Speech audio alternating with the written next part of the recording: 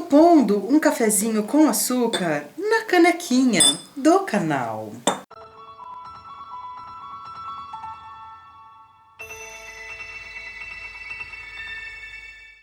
Hoje a gente vai desenrolar um fio difícil com pilexo e vamos tentar fazer da maneira mais prazerosa, como se fôssemos macacos bonobos e estivéssemos fazendo sexo. Nosso vídeo de hoje chama Na Moral. Você sabe o que é ética? Não. A gente fez o vídeo passado falando de moral e de política, e aí muitas pessoas perguntaram, e algumas inclusive afirmaram, que eu estava confundindo, ou que nós estávamos confundindo, moral com ética. Essa é uma questão bastante difícil, e a gente vai tentar falar um pouco sobre isso. Como eu disse no vídeo passado, a moral é de si para si mesmo, é aquilo que eu tenho dentro de mim, que faz com que eu tome decisões.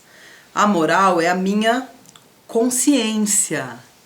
É aquilo que eu, me sabendo quem eu sou e pensando comigo mesmo, reflito e atuo. Quando eu atuo, já é em relação ao outro. Então, a moral é uma coisa que é minha. Que é minha como sujeito constituída nesse tempo e espaço. E, portanto, a moral vai mudando porque o sujeito vai mudando. A constituição do sujeito é diferente. Porque a moral, por ser justamente essa coisa individual e de certa forma subjetiva, é muita ilusão da gente achar que esse sujeito é constituído só por si. Ou seja, as coisas assim, que ele acredita, aquilo que são os princípios dele, aquilo que ele faria caso fosse invisível, invencível e imortal, isso é de alguma maneira moldado, influenciado, construído culturalmente, né? Culturalmente, pela educação que você tem socialmente, pela educação que você tem dos seus pais, né? Pela religião, por exemplo, a moral medieval, ela era fortemente cristã. Aí vai ficando mais complexo também, porque as coisas vão se brincando.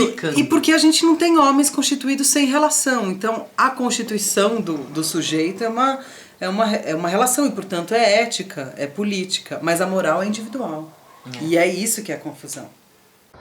Ética é uma prática. Isso é muito difícil de entender. Não existe sujeito ético. Vou citar uma frase do meu amigo Thiago Venco, que eu gosto muito, que é uma frase ótima. Não existe sujeito ético, como não existe sujeito basquete. Porque basquete é um jogo, é uma prática. Quais os valores dessa empresa? Ética é um valor. Isso não quer dizer nada. Porque a ética é a aplicação e a mediação dos valores importantes naquele determinado conjunto de pessoas. Cada comunidade, cada instituição vai ter um valor como bom e mal. O que media as regras disso é a ética. Entendeu? Não. Por quê? Porque é complexo. Eu tô aqui com uma cara de... Tati, ninguém tá vendo a cara. Não eu sei, mas fica no ar. A Tati tá com uma cara de... Eu tô com essa cara porque eu acho mesmo difícil, justamente porque se você vai para extremos, é fácil até de entender. Conta a história dos ursos que você usou para me explicar ontem. A Ana usou uma analogia ótima dos ursos. A constituição dessa discussão tem muito a ver com a liberdade ou com o livre-arbítrio, né? A gente tem ética e tem a moral, é uma coisa humana, porque a vida do homem poderia ser diferente do que ela é. A vida dos bichos não podia ser diferente do que ela é. Um gato tem exatamente a vida que ele poderia ter, porque um gato não raciocina, não toma decisões, ele é instintual, né? A formiga, a organização da formiga não é uma organização social que elas descobriram, vamos ser comunistas ou vamos ser neoliberais, não. A vida do homem não é assim. O homem é um ser cultural, não é um ser só natural, né? Ele tem uma parte animal, mas tem uma parte que é racional e que é cultural, portanto. Com o homem, ele tem que decidir fazer coisas, ele poderia fazer isso e não poderia fazer aquilo. E isso é o livre-arbítrio. A partir do momento que é livre-arbítrio, a gente vai ter moral e ética. Aí a Tati me perguntou, não, mas eu não posso ter ética sozinha? Eu falo, não tem como, você vai ter, se você for morar com ursos, você não vai se relacionar com homens, você vai agir de acordo com a sua moral. E não de acordo com a sua ética, porque é com ursos. Você não vai ter um fórum de discussão. Quais são os valores do urso? O urso simplesmente não vai discutir, ele vai te dar uma patada, te matar. Ou não, ser seu amigo e te lamber e tomar uma poção mágica e virar a mamãe ursa de novo.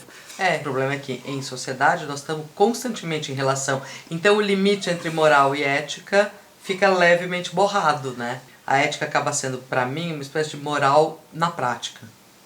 Moral na vida, no cotidiano. A questão da ética se complica porque a ética é a aplicação dos valores que se tem.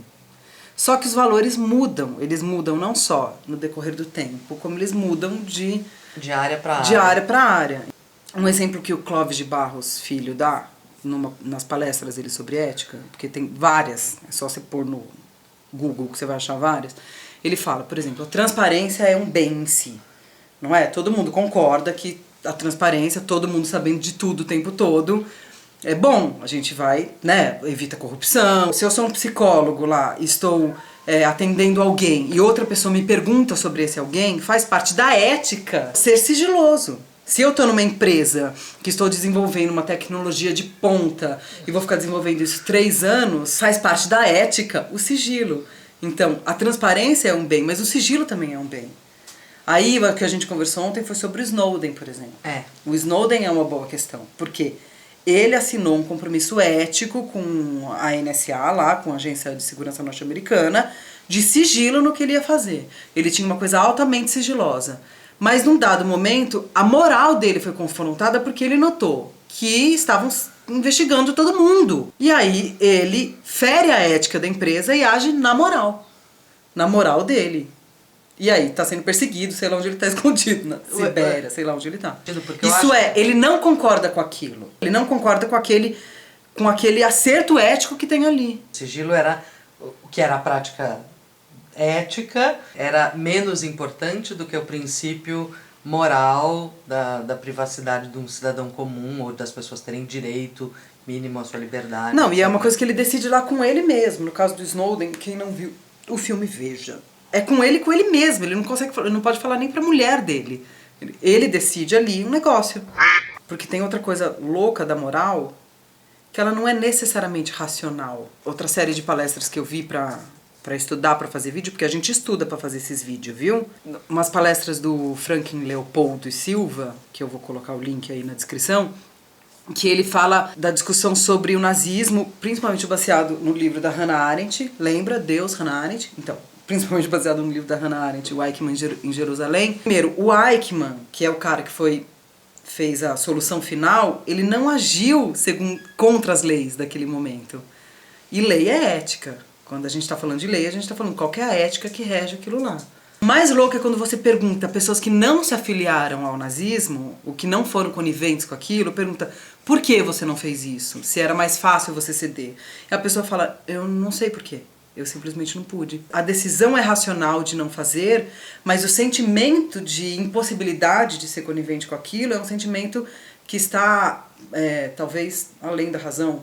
Eu não sei, entendeu? Mas alocado em outro lugar. Na constituição do sujeito, sei lá, né? E o Franklin Leopoldo fala essa frase que é maravilhosa, que é, eu penso por mim mesmo, eu decido por mim mesmo, mas eu ajo com os outros. Porque se eu passo a agir só por mim mesmo, aí é a defesa de um interesse egoísta. E isso, né, isso não é ético. Isso inviabiliza a sociedade. Né? Inviabiliza a sociedade. Falei muitas coisas, eu acho que já está muito denso. Queria dizer que eu gosto muito mais desse assunto do que a Tati, então acho que natural que esse vídeo eu fale mais mesmo. Não, eu tenho dificuldades para entender mesmo. Não, mas eu também tenho dificuldade para entender. São coisas complexas mesmo. Coisas complexas são coisas belas, mas... E a palavra ética está muito desgastada, porque é usada muito sem ninguém saber o que significa direito. Nem tudo que é... reluz é ouro. Existem coisas que já foram, de alguma forma, éticas ou fizeram parte do jogo social como algo aceito, ou seja, eram práticas sociais aceitas, portanto éticas naquele momento, e que são completamente imorais, como a escravidão, por exemplo. Escravidão. A escravidão já foi legalizada. A escravidão já fez parte de um código de comportamento das pessoas comuns. Pessoas comuns achavam que aquilo era o correto, era o natural, não eram vilões malignos conspirando, falando, isso fazia parte de um código de comportamento. No entanto, a escravidão é imoral. Mas a igualdade de todos os seres humanos também é muito recente na história da humanidade. Entendeu? E isso passa a ser constitutivo da nossa moral na medida em que isso é um valor que todo mundo preza. Mas não foi sempre assim. Se a moral, de alguma maneira, não atrapalha a discussão no âmbito moral, se bem que eu acho que a moral, já que é individual, ela não é discutível, né? É isso? Eu não sei responder. Eu tenho a impressão que quando você traz a moral para certo tipo de discussão, que tem a ver com as relações, tudo fica melado e tudo fica ruim e tudo fica confuso. Porque a moral não é relacional, a moral é individual. O negócio do anel de Giges, anel que deixa ele invisível, o que acontece? Quando ele tá invisível, ele é um ditador atroz. O que a gente tem atualmente, inclusive, é pouca formação moral, porque a gente é ultra vigiado. A gente é questionado o tempo todo, tem câmera em tudo quanto é lugar. Aí o que acontece? Quando tem câmera em tudo quanto é lugar, quando você está sozinho, você solta a franga, entendeu? Porque você não tem nunca uma chave moral para decidir. Você tem uma chave que tem a ver com a lei, coercitiva. Você não rouba, não é porque você acha errado roubar, você não rouba porque você vai ser preso. Então assistam os links. Uma boa técnica que eu já falei várias vezes coloca lá e vai lavar uma louça, porque louça sempre tem, sempre vai ter uma louça pra você lavar. Se não tiver, aqui em casa tem, pode vir lavar. E ouça, pra gente conseguir caminhar nas discussões, porque... Preguiça, né? Ai, a gente tem um mundo pra mudar, gente. Se a gente ficar com discussão idiota, não vamos conseguir mudar isso. Eu sempre tento terminar o vídeo de uma maneira assim mais lúdica. No último eu cantei uma música. Hoje eu vou... eu posso fazer uma dança. Ela esteve o tempo inteiro de costas? Esteve abraçada no Poconino. Eu acho que ela não quer discussões morais e éticas. Justo a Amy, né? Justo a Amy.